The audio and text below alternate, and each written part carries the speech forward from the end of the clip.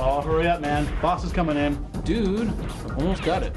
Playing a video game with a friend used to be exclusively done on a couch in front of a TV, but as internet speeds and technologies continue to improve, so does the accessibility of multiplayer games. Today, massive groups of people gather in digital lobbies online to do everything from shooting at each other to Link screaming in virtual bars. Hey, Link.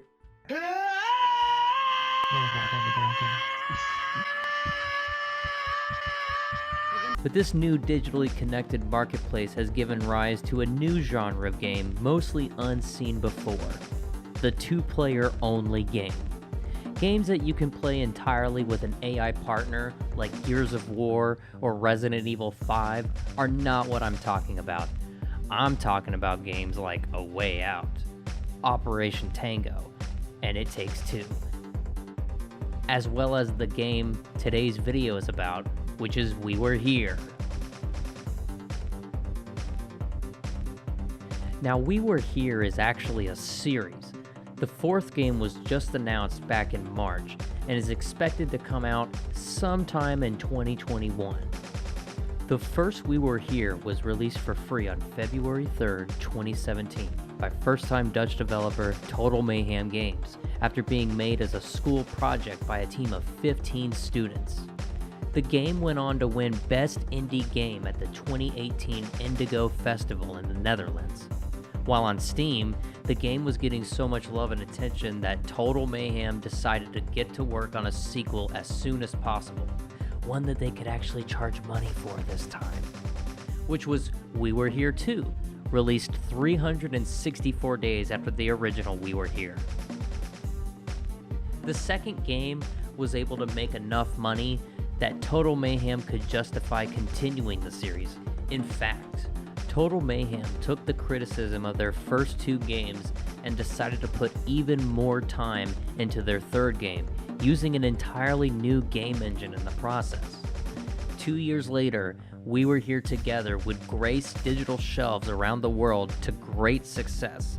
And now with the announcement of the series' fourth game, We Were Here Forever, and the release of the We Were Here trilogy on PS4, attention and hype for the series only seems to be going up. But what do you even do in these games? Well, it's actually pretty simple on paper. When you start a new game, you're given a short cutscene showing a pair of explorers lost in a dangerously cold and snowy terrain, wandering up to a seemingly abandoned castle, only to get separated from each other as they both discover they've just trapped themselves inside a spooky, puzzle-ridden dungeon! Armed with nothing but your wits and a walkie-talkie, you and a friend must work together to decipher the partial clues you're each given.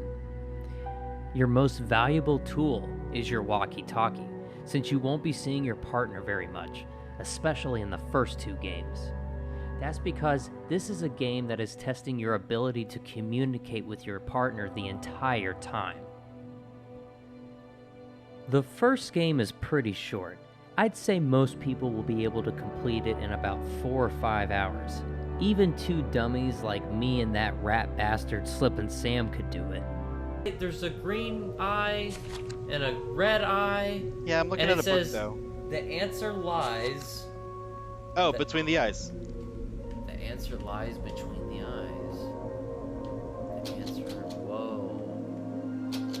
There's a bunch of symbols. Between the eyes for $1,400, Alex. There's a... Given to you by Joe Biden. Okay. Oh, whoa. The symbols, I can push them. Are there any symbols? Like, there's one that looks like a butt shooting out pee. The first game has 2 roles for the players to choose: the librarian or the explorer. While one may sound more fun than the other to you, I wouldn't say they're all too different, really. Sure, one of you starts in a library, but eventually you're both going to be explorers, going room to room, solving puzzles, and pulling levers for each other as you get closer and closer to the exit. The majority of this game's puzzles come down to describing which phallic symbol the other character is supposed to press next. To be fair, it's the series at its most basic, but it still has some good up and downs that are worth an evening with a friend.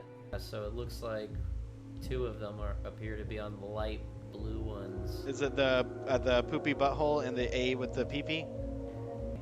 The second game, in many ways, feels more like an expansion of the first game than a sequel.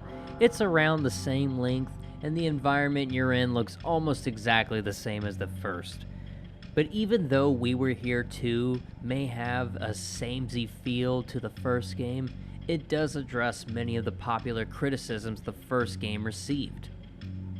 The second game offers more unique puzzles and attempts to steer away from the simple, which lever do I pull puzzles. Also, exploration is rewarded this time around. Without getting too into spoilers, the first game made a lot of people think there was a secret ending they somehow missed at the game's last frame, and a lot of people, including me and Sam, spent a lot of time rubbing against the walls of the last room thinking, there must be something I'm missing, only to eventually give up and look online to see, nope, that last frame was just a weak bait and switch. But We Were Here 2 fixes this by having a secret ending, which can only be seen by pulling all the secret levers hidden throughout the game. Also, this game has a few puzzles where the players solve the puzzle in the same room, something the first game never did. The third game was the biggest jump in quality for the series so far. The first thing I noticed right out of the gate was that this was by far the most polished game in the series yet. When the first 2 games begin, you're just a pair of dudes silently standing in different rooms, and you're left to imagine how exactly they got separated. But We Were Here Together starts with you and your friend in a cabin, receiving an SOS message that sends you on a breadcrumb trail to the famous Dark Castle. All with cutscenes and much more lore and narrative this time around. Also, in standard fashion, the puzzles in this game are better than they were in the last game. If you're not interested in playing all of them, I would highly recommend starting with the third entry, We Were Here Together. With no established leader in this budding new 2-player only genre of games, only time will tell who comes out on top. The contender with the largest amount of capital behind it is Hazelight Studios, creators of A Way Out, and more recently It Takes Two.